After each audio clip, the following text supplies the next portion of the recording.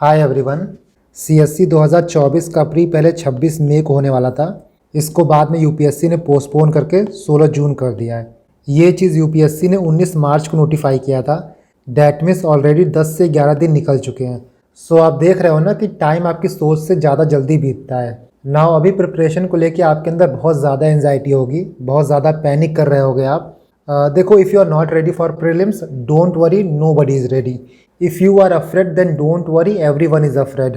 कभी कभी क्या होता है ना कि टाइम रहते डरना, टाइम रहते गिल्ट लेना ज़्यादा अच्छा होता है एज़ कम्पेयर टू यही फीलिंग आपको 1 महीने बाद 2 महीने बाद हो। उस टाइम आपके हाथ में बहुत कुछ रहेगा नहीं, आप बहुत कुछ सही नहीं कर पाओगे। लेकिन आज के टाइम पे, अभी के वक्त पे आपके पास 75 डेज़ है, टू बी प्रिसाइज आपके पास 77 डेज़ है। इन 77 डेज़ में आप चाहो तो प्री को मास्टर कर सकते हो। देखो, ऐसा तो है नहीं कि आप ज़ीरो से स्टार्ट कर रहे हो, बहुत रास्ता आप ऑलरेडी तय कर चुके हो, बस ये आखिरी लैप है आपका। और इन 75 डेज़ में आपको जीएस प्लस सीसेट दोनों का रोड मैप बना के चलना है। क्योंकि अब सीसेट ऐसा रहा नहीं कि सिर्फ क्वालिफाइंग है। इनफैक्ट आई वुड से कि जीएस से ज़्यादा तो अब सीसेट मायने रखता है कि आपका सीसेट कैसा जा रहा है। लास्ट ईयर सीसेट का पेपर बहुत टफ आया था, बट मार्क माई वर्ड, इस साल सीसेट का पेपर पिछले बार से भी टफ आ सकता है। आप ये बिल्कुल मत सोचना कि इतना ह्यू एंड क्राई हुआ, इतना हो हल्ला हुआ, इतना पिटीशन गया तो यूपीएससी को कोई फ़र्क पड़ेगा, यूपीएससी थोड़ा लीनियंट रहेगा। ऐसा बिल्कुल भी नहीं होने वाला है। इनफैक्ट सीसेट को यूपीएससी अपना as a hidden weapon use करता है। तो जितना फोर्स, जितना फोकस आप जीएस पे दोगे, उतना ही फोकस आपको सीसेट पे भी देना है। Now in this video we will discuss कि अगले 75 दिनों का आपका एक रोड मैप कैसा होना चाहिए, आपका आने वाला 75 डेज़ कैसा दिखेगा। रिसोर्सेज सबको पता है, क्या पढ़ना है, कहाँ से पढ़ना है, कौन सा नोट्स आपको रेफ़र करना है, एवरीथिंग यू नो। तो हम यहाँ पर रिसोर्सेज की बात नहीं करेंगे, हम एक मैक्रो प्लान देखेंगे जो आपको एग्जीक्यूट करना है। देखो, कोई भी प्लान बनाने से पहले आपको एक चीज़ दिमाग में रखना होगा कि टाइम जो है वो लिमिटेड है, बट नॉलेज इज़ अनलिमिटेड। आप अंडर द स्काई सब कुछ नहीं पढ़ सकते हो। आज बैठ के आप एग्ज़ाम के डेट को देखोगे तो आपको लगेगा कि 16 जून को एग्ज़ाम है, 75 दिन बाकी है, 80 दिन बाकी है। तो जब भी आप कोई टॉपिक पढ़ने बैठोगे तो आप बहुत डीप डाइव करने लगोगे, रिसोर्सेज का, कंटेंट का स्टॉक पाइलिंग होने लगेगा। आज आपको बहुत ज़्यादा दिन लग रहा है, बट एग्ज़ाम के 1 हफ्ते पहले, 2 हफ्ते पहले आप क्या रिवाइज कर रहे हो ना, वो मैटर करता है। इसलिए जब भी आप कोई शेड्यूल बनाया करो तो रिवर्स प्लानिंग किया करो। रिवर्स प्लानिंग में क्या होता है कि हम 31 मार्च से 16 जून की प्लानिंग नहीं करते हैं, बल्कि हम यहाँ पे उल्टा प्लान करते हैं। हम 16 जून से 31 मार्च का प्लान करेंगे। इसकी बात मैंने ऑलरेडी अपनी प्रीवियस वीडियो में की है। इसको थोड़ा क्लियरली समझने के लिए आप एक एग्जांपल देखो। 16 जून को आपका एग्ज़ाम है। आप मान लो ये प्लान कर रहे हो कि एग्ज़ाम के 1 दिन पहले आप मॉडर्न हिस्ट्री, पॉलिटी रिवाइज़ करोगे 2-3 घंटे के अंदर। तो एग्ज़ाम से 1 दिन पहले अगर आप ये चाहते हो कि 2-3 घंटे के अंदर आपको मॉडर्न या पॉलिटी रिवाइज़ हो जाए, इसके लिए आपको एटलीस्ट 1 वीक पहले मॉडर्न पॉलिटी रिवाइज़ करना होगा 1 दिन के अंदर। अगर आप ये चाहते हो कि एग्ज़ाम के 1 हफ्ते पहले आपका 1 दिन में पॉलिटी रिवाइज़ हो जाए, हिस्ट्री रिवाइज़ हो जाए, तो आपको एग्ज़ाम के 1 महीने पहले मॉडर्न हिस्ट्री, पॉलिटी रिवाइज़ करना होगा 3-4 दिन के अंदर। अगर आप ये चाहते हो कि एग्ज़ाम के 1 महीने पहले आपका 3-4 दिन के अंदर मॉडर्न पॉलिटी रिवाइज़ हो जाए, तो इसके लिए आपको एग्ज़ाम के 2 महीने पहले 5 दिन के अंदर मॉडर्न हिस्ट्री, पॉलिटी रिवाइज़ करना होगा। तो यहाँ पे आप देख रहे हो ना कि हम मार्च से जून नहीं जा रहे हैं, बल्कि हम जून से मार्च जा रहे हैं। आपको जून में क्या रिवाइज़ करना है, आपको एग्ज़ाम के 1 दिन पहले क्या रिवाइज़ करना है, 1 हफ्ते पहले क्या रिवाइज़ करना है, 10 दिन पहले क्या रिवाइज़ करना है। उसके बेसिस पे आप ये देख पाओगे कि आपको आज कितना टाइम अलॉट करना पड़ेगा। यहाँ देखो, टोटल 4 फेज़ है, पहला, दूसरा, तीसरा, चौथा। डैट मीन्स कि अगर आप ये चाहते हो एग्ज़ाम में कन्फ्यूजन बहुत कम हो, ऑप्शंस के बीच में आप क्लियर रहो, तो कम से कम आपको 4 रिवीजन करना होगा। इन 75 डेज़ को आप टोटल 4 पार्ट में डिवाइड कर सकते हो। जो पहला फेज़ रहेगा वो 30 दिन का रहेगा, ये आपका अप्रैल हो जाएगा। इसके बाद दूसरा फेज़ 25 दिन का, तीसरा फेज़ 15 दिन का, और लास्ट फेज़ आपका 7 दिन का होगा। हर फेज़ में आपको जो मेजर सब्जेक्ट्स हैं सबको रिवाइज़ करना है और टाइम बाउंड मैनर में रिवाइज़ करना है। देखो, कौन सा सब्जेक्ट पहले पढ़ें, कौन सा अभी रिवाइज़ करें, कौन सा बाद में रिवाइज़ करें, ये डिसाइड करो आप कुछ फैक्टर्स को देख के। पहली चीज़ अपने दिमाग में आप ये रख लो कि आपको सब कुछ पढ़ के जाना है, कुछ भी नहीं छोड़ना है, चाहे एंशिएंट हो, मिडिवल हो, आर्ट एंड कल्चर हो। बट क्या होता है ना, सब्जेक्ट्स को प्रिपेयर करते वक्त, सब्जेक्ट्स को रिवाइज़ करते वक्त आप डिफरेंट प्रायोरिटीज़ रखते हो। किस बेसिस से प्रायोरिटी रखोगे, वेटेज क्या है सब्जेक्ट का, कॉस्ट टू बेनिफिट रेशियो कितना है। फॉर एग्जांपल एंशिएंट मिडिवल हो गया, तो इसके लिए आप 1500-2000 पन्ने की बुक नहीं पढ़ोगे। इसके लिए मैंने क्लियरली बताया है कि आप ल्यूसेंट करो प्लस एनसीईआरटी करो, उससे ज़्यादा करने की ज़रूरत नहीं है। द थर्ड थिंग इज़ कि सब्जेक्ट आपका कंसेप्चुअल है या फिर रोट लर्निंग बेस्ड है। जो चीज़ कंसेप्चुअल होता है उसको आप स्टार्टिंग में पढ़ो। फॉर एग्जांपल आप इकोनॉमिक्स पढ़ लो, आप ज्योग्राफी पढ़ लो, इसको एक दो बार पढ़ लोगे, कॉन्सेप्ट क्लियर हो जाएगा, तो बार बार रिवाइज करने की ज़रूरत नहीं होगी। बट जो रोट लर्निंग वाली चीज़ होती है ना, एंशिएंट हो गया, मिडिवल हो गया, आर्ट एंड कल्चर हो गया, या फिर ज्योग्राफी में आपका रिवर्स हो गया, लेक्स हो गया, माउंटेन्स हो गया, इनको आप चाहे अभी पढ़ो तब भी बराबर है, या फिर एग्जाम के 10 दिन पहले पढ़ो तब भी बराबर है, क्योंकि आपको चीज़ें बार बार रिवाइज करनी होंगी। एक बार पढ़ने से सब कुछ याद नहीं होता। दैट इज़ वाई जो चीज़ें रोट लर्निंग वाली हैं, जो याद करने वाली हैं, इनको आप एग्ज़ाम के थोड़े करीब पढ़ो, सो दैट एग्ज़ाम तक आपके माइंड में चीज़ें फ्रेश रहें। अभी चीज़ें याद करने से, अभी रटने से कोई फ़ायदा नहीं होगा, 10 दिन बाद आप फिर से भूल ही जाओगे। तो बहुत ज़रूरी है जो आप मेहनत कर रहे हो, जो आप हार्डवर्क कर रहे हो, उसको सही डायरेक्शन में करो। And the last point is कि जब भी आप प्रायोरिटी डिसाइड करो तो ये देखो कि सोर्स उसका डिफाइंड है कि नहीं है। For example science and tech हो गया, तो साइंस एंड टेक में सोर्स बहुत ज़्यादा डिफाइंड नहीं है। थीम्स आपको पता है कि थीम्स क्या क्या इंपॉर्टेंट है, नैनोटेक आता है, बायोटेक आता है, हेल्थ एंड डिजीजेज आते हैं, बट आपके पास कोई एक सिंगुलर सोर्स नहीं है जिसको पढ़ने से सब कुछ कंप्लीट हो जाएगा। तो ऐसे सब्जेक्ट्स को आप थोड़ा लास्ट में रखो, बिकॉज इसको अभी ऊपर रखोगे ना, एक ही टॉपिक को आप मास्टर करने के लिए मल्टीपल रिसोर्स यूज़ करने लगोगे, जो कि अल्टीमेटली जितना ज़्यादा फ़ायदा नहीं करेगा, उससे ज़्यादा आपका नुकसान करेगा। इसीलिए किस सीक्वेंस में किस टॉपिक को पढ़ना है, किस सब्जेक्ट को पढ़ना है, आप इस बेसिस पे डिसाइड कर सकते हो। मैं आपको एक टेंटेटिव प्रायोरिटी दे देता हूँ बेस्ड ऑन दीज 4 फैक्टर्स। सबसे पहले आप पॉलिटी करो। पॉलिटी में क्वेश्चंस भी अच्छे खासे आते हैं, पॉलिटी का रिसोर्स भी डिफाइंड है, पॉलिटी में आपको कंसेप्चुअल टॉपिक्स भी मिलेगा, पॉलिटी का कॉस्ट टू बेनिफिट रेशियो भी बहुत अच्छा है। तो पहले आप पॉलिटी करो।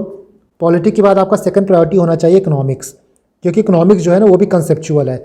आप अभी पढ़ लोगे, अभी कॉन्सेप्ट समझ लोगे टाइम देके, तो बाद में आपको टाइम देने की ज़रूरत नहीं पड़ेगी। इसके बाद आप मॉडर्न हिस्ट्री करो। मॉडर्न हिस्ट्री के बाद ज्योग्राफी। ज्योग्राफी आपका कंसेप्चुअल प्लस रोट लर्निंग दोनों है। ज्योग्राफी के बाद एनवायरनमेंट, बहुत चीज़ मैच करता है, बहुत ओवरलैप करता है, तो आप दोनों साथ कर सकते हो। इसके बाद ancient, medieval, art and culture, और लास्ट में साइंस। तो ये आपकी प्रायोरिटी होनी चाहिए। इसके बाद सीसेट और करंट अफेयर। देखो सीसेट तो आपको डेली पढ़ना है, सीसेट से तो किसी भी तरीके का कॉम्प्रोमाइज़ आप अफोर्ड कर ही नहीं सकते हो। तो सीसेट को लेकर तो क्वेश्चन उठता ही नहीं है, इसको कितना पढ़े, कब पढ़ें, इसकी बात हम अलग से करेंगे अभी लास्ट में। Now current affair. Current affair के लिए most of you must be using PT 365। और PT 365 कैसे यूज़ करना है, कैसे इसको स्टैटिक से लिंक करना है, कैसे करंट को कंटेम्प्रेरी टॉपिक से लिंक करना है, मैंने लास्ट वीडियो में इसकी बात की है। इकोनॉमी की PT आपको कैसे पढ़नी है, कौन कौन से टॉपिक्स पढ़ने हैं, उसको स्टैटिक से कैसे लिंक करना है, क्या क्या चीज़ें आपको गूगल करनी है, मैंने सब कुछ यहाँ बताया है। बस यही आपको टेम्पलेट यूज़ करना है फॉर स्टडिंग PT। ये इकोनॉमिक्स का PDF है। ये PDF ऑलरेडी मेरे टेलीग्राम चैनल पे अवेलेबल है, आप इसको डाउनलोड कर सकते हो। और इसी हिसाब से आपको PT 365 पढ़ना है, क्योंकि देखो PT अगर आप आइसोलेशन में पढ़ोगे, सिर्फ सोचोगे PT में पढ़ लेता हूँ और बाकी स्टैटिक अलग से पढ़ूंगा, तो PT का कॉस्ट बेनिफिट रेशियो आपको बहुत पुअर मिलेगा, बहुत कम क्वेश्चन आपको PT से मिलेंगे। बट PT को आप 360 डिग्री अप्रोच से पढ़ते हो तो बहुत कुछ निकाल सकते हो PT में। कैसे पढ़ना है, क्या करना है, क्या नहीं करना है, मैंने इस वीडियो में बात की है। इस वीडियो का लिंक भी मैं डिस्क्रिप्शन बॉक्स में दे दूंगा। ये PDF आप टेलीग्राम से डाउनलोड कर लेना। ये मैंने इकोनॉमिक्स का PDF प्रिपेयर किया है।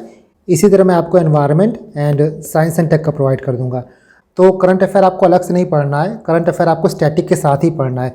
जैसे यहाँ पे इकोनॉमिक्स है ना, तो इकोनॉमिक्स को पढ़ने के साथ साथ आपको PT पढ़ना है, कैसे पढ़ना है, कैसे नहीं पढ़ना है, यहाँ मैंने उसकी बात की है। नाउ देखो, कोई भी टॉपिक पढ़ने से पहले, कोई भी सब्जेक्ट पढ़ने से पहले आपको एक सिंपल टेम्पलेट फॉलो करना है, सिंपल क्रोनोलॉजी फॉलो करनी है। सबसे पहले आप उस सब्जेक्ट का PYQ देखोगे। PYQ देखने से ये आइडिया हो जाता है कि हमको उस पर्टिकुलर टॉपिक में कितना डेप्थ कवर करना है, हर एक चीज़ पढ़नी है या फिर ऊपर ऊपर से पढ़ना है, कौन कौन सा एरिया कवर करना है, कौन कौन से PYQs में थीम्स ऐसे पूछे गए हैं जो बार बार रिपीट हो रहे हैं, किस टाइप के क्वेश्चंस आ रहे हैं। फॉर एग्जांपल पॉलिटी में क्वेश्चन पूछ लेता है कि value of an MLA vote कितना होता है प्रेसिडेंशियल इलेक्शन में, वैल्यू ऑफ MP वोट कितना होता है। तो इस टाइप के क्वेश्चन, इस टाइप के फैक्ट UPSC पूछ रहा है, और ये सारी चीज़ें आपको PYQ से पता चलेंगी। एक बार आप PYQ ग्लांस थ्रू कर लो, फिर सब्जेक्ट को पढ़ने जाओ। 4 से 5 दिन आप इस टॉपिक को पढ़ो। इन टॉपिक को पढ़ने के बाद, सब्जेक्ट कंप्लीट करने के बाद आप फिर से PYQs पे आओ। अब जब आप PYQs पे आओगे तो इसको सॉल्व करो, इसको एनालाइज करो, एंड लास्टली आप एक सेक्शनल टेस्ट लगाओ। यही आप पैटर्न फॉलो करोगे हर एक सब्जेक्ट के लिए। ना एक डाउट ये भी आता है कि एक दिन में हम कितने सब्जेक्ट्स पढ़ें। देखो, एक दिन को आप 4 स्लॉट में तोड़ दो, 2.5 घंटे का एक स्लॉट होगा, मतलब 10 घंटे आपकी पढ़ाई होगी। इन 4 स्लॉट्स में जो पहला 2 स्लॉट रहेगा, स्लॉट 1 स्लॉट 2, इसमें आप सब्जेक्ट 1 पढ़ो। यहाँ पे आप मेजर टॉपिक पढ़ोगे। मान लो आपका इस हफ्ते का टारगेट है कि मुझे पॉलिटी ख़त्म करना है, तो पॉलिटी आपका मेजर टॉपिक हो गया, आपका प्राइमरी टॉपिक हो गया। इसके बाद जो आपका तीसरा स्लॉट रहेगा 2.5 आवर का, यहाँ पे आप माइनर टॉपिक टारगेट करना। माइनर मतलब हो गया आपका सेकेंडरी टॉपिक। फॉर एग्जांपल आपका 2 वीक में टारगेट है कि मुझे पॉलिटी और मॉडर्न हिस्ट्री कवर करना है, तो पहले वीक में आपका primary topic major topic polity रहेगा और जो सेकेंडरी टॉपिक रहेगा वो आपका इकोनॉमिक्स रहेगा। दिन का चौथा स्लॉट आप सी सेट को दोगे। 2.5 आवर्स का ये स्लॉट रहेगा और ये कांस्टेंट रहेगा। इन 75 दिनों में आपको हर दिन सी सेट पढ़ना है, तभी आप सी सेट मास्टर कर पाओगे और ये मेक श्योर कर पाओगे कि पेपर चाहे कितना भी टफ आए, कैसा भी पेपर आ जाए, आप क्वालिफाइंग मार्क्स के थ्रेशोल्ड को आराम से क्लियर कर रहे हो। देखो आप पढ़ाई तो कर ही रहे हो, हार्डवर्क आप कर रहे हो, बट सबसे ज़्यादा जो इम्पोर्टेंट है वो है आपकी हेल्थ, आपकी फ़िज़िकल वेलबींग, आपकी मेंटल वेलबींग। आप ऑलरेडी बहुत कुछ फेस कर रहे हो, you are already battling through so much. जो इस फेज़ में नहीं है, जो इस जर्नी में नहीं है, शायद उसको ये आइडिया ना हो, बट आई नो कि ये कितना टफ प्रोसेस है। हर दिन आप लड़ते हो, हर दिन आप फाइट करते हो, 100 तरीके की चीज़ें दिमाग में घूमती हैं, but still you are giving your best effort each and every day. देखो समटाइम्स मोर देन विनिंग और losing, it's all about surviving, and you are surviving each and every day without letting anyone know what you are going through. हर शोर की आवाज़ नहीं होती है, जो शोर आपके अंदर है, जो फीलिंग आपके अंदर है, आई नो कि वो किसी से आप एक्सप्रेस कर ही नहीं पा रहे होगे। जितने भी लड़के इस वीडियो को देख रहे होंगे, आई गेस कि सब लोग मुझसे एग्री करेंगे कि हिंदुस्तान में लड़के अपने पिताजी को गले नहीं लगा पाते हैं। एक काइंड ऑफ ऑकवर्डनेस रहती है, एक काइंड ऑफ झिझक रहता है, अपने आप को एक्सप्रेस ना कर पाना। आप मल्टीपल चीज़ फील कर रहे होगे। कहना बहुत ईजी होता है कि आप घर पे जाओ, प्रॉब्लम बताओ, प्रॉब्लम डिस्कस करो। देखो आई नो कि आप लोग यही सोचते हो कि कोई प्रॉब्लम अगर हम फेस कर रहे हैं तो उसको सिर्फ हम ही लोग झेल लें, उसको डिस्कस करके, उसको घर पे बता के क्यों उनकी भी प्रॉब्लम बढ़ाएं। तो ऑल दिस थिंग नीड ना वेरी स्ट्रॉन्ग माइंड। देखो रिज़ल्ट चाहे कुछ भी हो, रिज़ल्ट के बारे में किसी को नहीं पता होता है कि आज से 2.5 महीने बाद, 3 महीने बाद क्या होगा क्या नहीं होगा। बट आज के लिए, अभी के लिए become your biggest year leader. कोई आपके ऊपर प्राउड करे या ना करे, but be proud of your self, be proud of your inner strength, be proud of your determination, your resilience, your perseverance, your करेज। सब कुछ जानते हुए, सब कुछ देखते हुए इतना प्रेशर लेके पढ़ाई करना, यूपीएससी की तैयारी करना, it's not an easy task. So be proud of your self, be proud of your effort. I want each and every one of you to write in the comment section, I am proud of myself and my effort। दुनिया में चाहे कोई कुछ भी बोले, but खुद को कभी भी सेल्फ डिमीन मत करना। So stay happy, stay blessed और खुद से प्यार करो, खुद पे नाज करो। नाउ देखो, जब भी आप प्री के पेपर को देखोगे, एक आपके पास मेन सिलेबस है जो यूपीएससी आपको प्रोवाइड करता है, और एक आपका सिलेबस होता है जो आप पीवाईक्यू से डिराइव करते हो। जो आपका मेन सिलेबस होता है, जो आपको एक्चुअली काम आता है, वो होता है पीवाईक्यू डिराइव्ड। क्या इंपॉर्टेंट थीम्स हैं, कौन से टॉपिक से यूपीएससी पूछ रहा है, ये आपको पीवाईक्यू से पता चलेगा। बट इसके साथ साथ कुछ ऐसे भी टॉपिक्स होते हैं जो हिडन टॉपिक्स होते हैं, जिनको आप कह सकते हो इनविजिबल टॉपिक्स। ये टॉपिक्स ऐसे होते हैं जो आपको मेन हिस्ट्री में नहीं दिखेगा, बट क्वेश्चंस इनसे ऑल्टरनेटिव ईयर पूछता है। इनफैक्ट अब लास्ट के 10-12 दिन ना यही सारी चीज़ें रिवाइज़ करोगे। इसका कॉस्ट बेनिफिट रेशियो बहुत ज़्यादा अच्छा है। तो सब्जेक्ट वाइज हम देखते हैं कौन कौन से हिडन टॉपिक्स हैं। इंडस वैली सिविलाइजेशन साइट्स हो गया, क्या क्या फाइंडिंग्स वहाँ मिले, अशोकन एडिक्ट्स हो गए, पिलर्स हो गए, इसके बाद क्रोनोलॉजी हो गया, टाइमलाइन हो गया, मॉडर्न हिस्ट्री में गवर्नमेंट ऑफ इंडिया एक्ट हो गया, पोस्ट 1940 जो क्रोनोलॉजी होता है बहुत इंपॉर्टेंट होता है, हिस्टोरिकल टर्म्स एंशिएंट मिडिवल के लिए बहुत इंपॉर्टेंट है। नेक्स्ट आप पॉलिटी में देखो, शेड्यूल्स मैंने कवर कराया था, बहुत इंपॉर्टेंट है। डायरेक्टली इनडायरेक्टली क्वेश्चन यहाँ से आता ही है। अमेंडमेंट्स यूपीएससी बहुत पूछता है, खासकर अमेंडमेंट्स को बेसिक स्ट्रक्चर से लिंक करके पूछता है। इसके बाद काफ़ी क्वेश्चन कॉन्स्टिट्यूशनलिज्म से आते हैं। फॉर एग्जांपल क्या चीज़ कॉन्स्टिट्यूशन में डिफाइंड है, क्या मेंशन है, क्या नहीं है। जैसे यहाँ पे आप एक स्क्रीनशॉट देख सकते हो, एक चार्ट देख सकते हो, क्या क्या चीज़ें कॉन्स्टिट्यूशन में क्लियरली मेंशन नहीं है।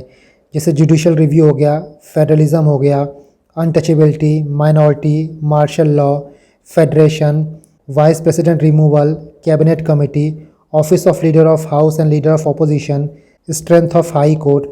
तो ये सारी चीज़ें कॉन्स्टिट्यूशन में एक्सप्लिसिटली मेंशन नहीं है। मैं इस चार्ट को टेलीग्राम पे पोस्ट कर दूंगा, आप इसको डाउनलोड कर लेना। इसके बाद ज्योग्राफी एनवायरनमेंट में देखो क्या इंपॉर्टेंट है। क्रॉप्स बहुत इंपॉर्टेंट है, मिनरल्स बहुत इंपॉर्टेंट है, मेजर मिनरल क्या होता है, माइनर क्या होता है, इसके बाद क्रिटिकल मिनरल्स क्या होता है, रेयर अर्थ मेटल क्या होता है। इन सारे टॉपिक्स पे यूपीएससी रिपीटेडली क्वेश्चन पूछता है। फॉर एग्जांपल देखो, इस साल के लिए क्रिटिकल मिनरल्स बहुत इंपॉर्टेंट है, क्योंकि ये न्यूज़ आई थी, लास्ट ईयर की न्यूज़ है कि India releases list of 30 critical minerals crucial for economic development and national security. तो कौन कौन से 30 क्रिटिकल मिनरल्स हैं आप यहाँ पे देख सकते हो, पूरी लिस्ट दी गई है। Antimony, beryllium, bismuth, cadmium, cobalt, copper, gallium, germanium, graphite, hafnium, इसी तरह पूरी लिस्ट है। ये पूरे 30 क्रिटिकल मिनरल्स की लिस्ट है। इस PDF को मैं टेलीग्राम पे अपलोड कर दूंगा, आप इसको डाउनलोड कर लेना। बहुत ज़्यादा डिटेल में नहीं पढ़ना है, आपको मिनरल्स देखने हैं। आप ये देख लो उसका एप्लीकेशन क्या है, कहाँ यूज़ होता है, इंडिया में अवेलेबल है या नहीं है, या फिर हम उसको इंपोर्ट करते हैं। तो यही कुछ पॉइंट्स हो गए जिस पे आपको फोकस करना है, जहाँ से UPSC MCQs फ्रेम करता है। Next one is reverse, hills, mountains, soils, ये काफ़ी इंपॉर्टेंट है। ट्राइबल पॉपुलेशन इंपॉर्टेंट है। एनवायरनमेंट में प्रोटेक्टेड एरियाज इंपॉर्टेंट है, Ramsar site, national park, wild life sanctuary, biosphere reserve. Species मैंने कवर करा दिया है, ये भी काफ़ी इंपॉर्टेंट हो जाता है। इसके बाद एनवायरमेंटल टर्म, जैसे इस बार ग्रीन वॉशिंग पूछ लिया था, या फिर वोल्बाचिया मेथड क्या होता है, तो ऐसे कुछ एनवायरमेंटल टर्म्स होते हैं, सिंगुलर टर्म्स होते हैं, वो इंपॉर्टेंट हो जाता है। इकॉनमी में इन्फ्लेशन बहुत इंपॉर्टेंट है। इन्फ्लेशन एज अ कॉन्सेप्ट आप अच्छे से समझ जाओगे, इन्फ्लेशन का क्या कॉन्सिक्वेंसेज है, क्या रिजल्ट है, तो ये 100% है कि 1-2 क्वेश्चन इकोनॉमिक्स में इससे आएगा ही आएगा। Last one is mapping places in news, specially जो प्लेसेस कॉन्फ्लिक्ट में है वो UPSC ज़्यादा पूछता है। तो ये कुछ हिडन टॉपिक्स हो गए और स्पेसिफिकली आपको मिलेगा नहीं सिलेबस में, बट क्वेश्चन यहाँ से पूछा जाता है। नाउ प्रिपरेशन को अपना 3 फ्रंट से टारगेट करोगे। सबसे पहले आप थीमेटिक स्टडी करोगे, थीमेटिक रिवीजन करोगे, PYQs देख के कौन कौन सा इंपॉर्टेंट थीम्स है जहाँ से UPSC क्वेश्चन पिकअप कर रहा है। सेकंड वन इज़ आप PYQ को मास्टर करोगे। मास्टर करना मतलब यहाँ पे 2-3 चीज़ आपको कवर करना है। पहले तो आपको PYQ पूरी तरीके से बाय हार्ट लर्न कर लेना है। आप इतने अच्छे से PYQ प्रैक्टिस कर लो कि कोई भी क्वेश्चन PYQ से आए तो आपको एग्जैक्ट आंसर पता हो कि इसका आंसर यही है। And the second thing is कि आपको PYQ से पेपर सॉल्विंग अप्रोच डेवलप करनी है। सिर्फ आपको PYQ लगाना नहीं है, PYQ से आपको अपनी एक क्रिटिकल थिंकिंग डेवलप करनी है, क्रिटिकल अंडरस्टैंडिंग डेवलप करनी है। फॉर एग्जांपल जब भी आप कोई क्वेश्चन देखो PYQ में, चाहे वो करेक्ट हो या फिर इनकरेक्ट हो, आपको ये देखना है कि वो करेक्ट क्यों है और इनकरेक्ट क्यों है। जब भी आप किसी इनकरेक्ट स्टेटमेंट को देखो तो उसको 2-3 फेज़ में आप एनालाइज करो। क्या उसमें कोई फैक्ट दिया है, एग्जामिनर कैसे सोच रहा है, 2 स्टेटमेंट दिया है, 2 डेफिनेशन दिया है मान लो, तो कहीं UPSC ने ऐसा तो नहीं किया कि डेफिनेशन इंटरचेंज कर दिया है। आप कोई एक टाइप का क्वेश्चन लगा रहे हो तो ये देखो कि क्या UPSC ऐसे क्वेश्चन आगे भी पूछा है, इस पैटर्न पे UPSC ने क्वेश्चन पूछा है कि नहीं पूछा है। जब भी कोई क्वेश्चन देखते हो, कोई भी स्टेटमेंट देखते हो, तो सिंपली पढ़ो मत, ये देखो कि कैसे उसको फ्रेम किया गया है। थोड़ा सॉफ्ट टोन यूज़ कर रहा है, थोड़ा स्ट्रॉन्ग वर्ड यूज़ कर रहा है। इस तरीके से आप PYQs करोगे ना तो आपकी एक अंडरस्टैंडिंग डेवलप हो जाएगी, और यही अंडरस्टैंडिंग आप यूज़ करोगे पेपर सॉल्व करते वक्त। तो यहाँ मैंने लिखा है ना कि ब्रिजिंग द गैप, ये सारी चीज़ें आप तैयारी करते वक्त करोगे और ये पेपर सॉल्व करते वक्त। थोड़ा यहाँ से बढ़ो, थोड़ा यहाँ से बढ़ो, आराम से आपका जो गोल है वो मीट हो जाएगा। तो प्रीवियस ईयर क्वेश्चन सिर्फ आपको ये नहीं बताता कि क्या पढ़ना है, कैसे पढ़ना है, कितना पढ़ना है। PYQ आपको ये भी बताता है कि पेपर को सॉल्व कैसे करना है। आई नो कि बहुत लोग नए होंगे, बहुत लोग बिगिनर होंगे, तो ये चीज़ करने में उनको काफ़ी प्रॉब्लम आएगी। इसीलिए बहुत चीज़ें मैं आपको कराने वाला हूँ, बहुत से मिसलिनियस टॉपिक मैं आपको कवर करा दूँगा। लाइक स्पीसीज़ मैंने कवर करा दिया है, शेड्यूल मैंने कवर करा दिया है, PYQs में जो भी लेक्स आए हैं, जो भी रिवर्स आए हैं, जो भी माउंटेन्स आए हैं, उनको मैं कवर करा दूँगा। जितने भी प्रोटेक्टेड एरियाज़ PYQ में पूछे गए हैं उनको हम देख लेंगे। प्लेसेस इन न्यूज़, स्पेशली जो भी प्लेसेस कॉन्फ्लिक्ट जोन में है उनको हम देखेंगे। ये सारे फ्रिंज टॉपिक्स मैं कवर करा दूंगा, इसका आप टेंशन मत लो। And the last thing is PYQ approach, जो मैंने अभी बात की ना कि PYQ को सिर्फ थीमेटिक अंडरस्टैंडिंग के लिए यूज़ नहीं करना है, आपको PYQ को एज अ टूल यूज़ करना है, सो दैट आपका एक होलिस्टिक अप्रोच डेवलप हो जाए। हम UPSC के PYQs को देखेंगे, 2023 से मैं स्टार्ट करूँगा। हम सिर्फ थीम आइडेंटिफाई नहीं करेंगे, हम ये भी देखेंगे कि टाइप ऑफ क्वेश्चंस कैसे पूछे जा रहे हैं, क्योंकि UPSC हमेशा एक्सपेरिमेंट कर रहा है। तो किस टाइप के क्वेश्चन में आपको क्या अप्रोच अपनानी है हम उसको देखेंगे, और क्वेश्चन को लॉजिकली समझेंगे, क्वेश्चन को लॉजिकली सॉल्व करेंगे। जो ऑप्शन करेक्ट है उसको तो देखेंगे ही, जो इनकरेक्ट है उसको स्पेशली देखेंगे। इवन मैं आपको एडवाइस करूंगा कि UPSC के लास्ट 5 साल का पेपर आप सॉल्व करो, और सिर्फ ऐसे नहीं कि रैंडम पेपर उठाओ MCQ देखते जाओ, 2 घंटे के टाइम फ्रेम में सॉल्व करो। काफ़ी कुछ मैं आपका यहाँ पे कवर करा दूंगा, बट फिर भी कम से कम 5 साल का पेपर आप 2 घंटे के अंदर सॉल्व करना। 2-2 घंटा टाइम दो, जैसे UPSC में आपको 2 घंटा मिलता है वैसे पेपर उठाओ और क्वेश्चन बाय क्वेश्चन सॉल्व करो। जब हम PYQ अप्रोच देखेंगे तो यहाँ पे हम हर फैक्टर काउंट करेंगे कि बुक से कितना पूछा गया, जो आपके स्टैंडर्ड रिसोर्स है वहाँ से आप कितना सॉल्व कर पाते, कितना आप डिराइव्ड नॉलेज से सॉल्व कर पा रहे हो, किस टाइप के स्टेटमेंट ऐसे हैं जो UPSC हमेशा गलत करता है या फिर हमेशा सही करता है। जब ये सारी चीज़ें आप समझ जाओगे, थोड़ा यूज टू हो जाओगे, देन एग्ज़ाम के MCQ सॉल्व करने में, एग्ज़ाम का पेपर सॉल्व करने में आपको एक कॉन्फिडेंस मिलेगा। बिकॉज एनी विच वे जैसा पेपर आ रहा है, 20-25 क्वेश्चन ही ऐसे होते हैं जो आपको डायरेक्टली पता होते हैं, उसके बाद जो आपकी पेरीफेरी की नॉलेज होती है वही नैया पार लगाती है। ना इसके बाद सी सेट, जैसा मैंने बोला ना कि ये मान के चलो सी सेट टफ आएगा, और सी सेट कैसा आएगा कैसा नहीं आएगा इसका ट्रेलर यूपीएससी ने आईएएस के पेपर में ही दे दिया है। इंजीनियरिंग सर्विसेज का आप सी सेट देखोगे तो बहुत टफ है। तो यहाँ पे ये सोचना कि यूपीएससी थोड़ी रियायत बरतेगा, थोड़ा सा लीनियंट रहेगा, फारफेच्ड ड्रीम है। सी सेट की तैयारी ये मान के करो कि पेपर लास्ट ईयर से डिफ़िकल्ट आएगा। कुछ लोग शायद ये सोचे कि मैं डरा रहा हूँ, मेरा कोई कोर्स नहीं है, मैं कोई सी सेट का कोर्स रन नहीं कर रहा हूँ जो आपको डराऊँगा। सिर्फ मैं इतना चाहता हूँ कि you should aim for the star, so in case की पेपर बहुत डिफिकल्ट है then you will be landing on the moon. खैर सी सेट को कैसे प्रिपेयर करना है, क्या आपको प्लान फॉलो करना है, इस पे नेक्स्ट 3 लेक्चर्स आएंगे। पहले लेक्चर में मैं ओवरऑल अप्रोच की बात करूँगा, सेकंड में हम स्पेसिफिकली क्वांट और एलआर की बात करेंगे, एंड थर्ड में आरसी की बात करेंगे, क्योंकि ये दोनों इंपॉर्टेंट है। सिर्फ आरसी पढ़ के भी आपकी नैया पार नहीं होगी, सिर्फ क्वांट पढ़ के भी आपकी नैया पार नहीं होगी। इसीलिए सी सेट से अभी डरना ज़रूरी है।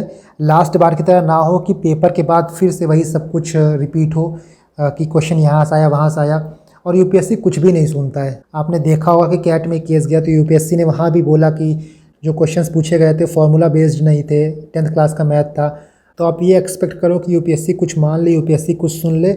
इससे अच्छा ये है कि अभी जो आपके पास टाइम है, अभी आपके पास 75 दिन बाकी है, बहुत आराम से आप सी सेट में चाहे जैसा भी पेपर आए उसके लिए प्रिपेयर कर सकते हो। देखो आपको क्या करना है, अभी मेरे सी सेट का जो PDF उसको डाउनलोड कर लो। ये कॉम्प्रिहेंसिव नोट्स है, इसमें आपको क्वेश्चन मिल जाएगा प्लस फॉर्मूले मिल जाएंगे। ये सारे टॉपिक्स मैंने यहाँ पे कवर किया है, तो आप इस PDF को डाउनलोड कर लेना। ये PDF मैंने टेलीग्राम पे ऑलरेडी अपलोड कर दिया, सो इसको डाउनलोड कर लेना। इसको कैसे पढ़ना है, कैसे रेफ़र करना है, इसकी बात हम नेक्स्ट वीडियो में करेंगे। इसके साथ मैं आपको नेक्स्ट वीडियो में एक फार्मूला PDF दूंगा, और वो फार्मूला होगा बेस्ड ऑन यूपीएससी में जो भी सी सेट में क्वेश्चन पूछे गए हैं उनके थीम पे। तो ये दोनों आपका एक मेजर रिसोर्स होगा सी सेट के लिए। इसके बाद क्वांट के लिए क्या करना है, आरसी के लिए क्या करना है, सिर्फ PYQ सफिशिएंट है या नहीं है, ये सारी बात हम अपने सी सेट की वीडियो में करेंगे। सो आई थिंक कि 75 दिन में क्या करना है क्या नहीं करना है, और PYQ का कैसा अप्रोच आपको डेवलप करना है, आपको एक आइडिया मिल गया होगा। बाकी मैं स्पेसिफिकली PYQ अप्रोच पे लेक्चर लूँगा तो वहाँ बहुत चीज़ें क्लियर होंगी। बाकी एक मैक्रो आप अपना टाइम टेबल बनाओ, टाइम टेबल बहुत ज़्यादा इंपॉर्टेंट है। एक प्रॉपर टाइम टेबल आपके पास नहीं होगा तो आपको नहीं पता चलेगा कि आपका 2 घंटा कैसे 2 दिन बन गया, 2 दिन कैसे 2 हफ्ता बन गया, और 2 हफ्ता कैसे 2 महीना बन गया।